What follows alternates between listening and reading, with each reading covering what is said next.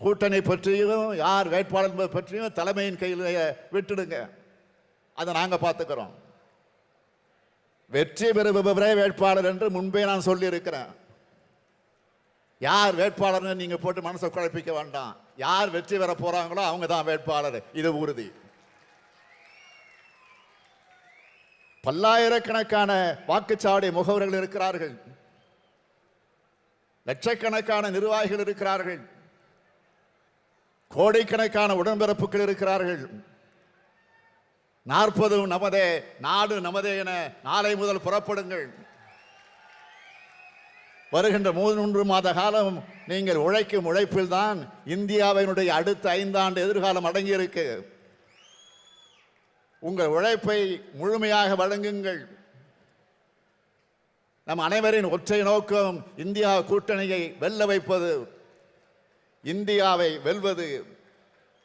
இதுதான் சேலம் மண்ணில் நின்று இந்த நாட்டுக்கு நாம் சொல்லும் செய்தி. என் உயிரினும் மேலான இளைஞரணி தம்பிமார்களே, உதயநிதி மட்டுமல்ல, நீங்கள் அனைவருமே என்னுடைய மகன்தான். உங்கள் ஒவ்வொருவரையும் என் மகனாக,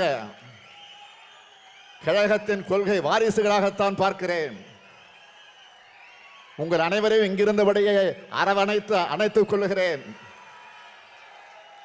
உங்களால் நான் இப்போது 1,00,000 பேரின் சக்தியை பெற்றுவிட்டேன்.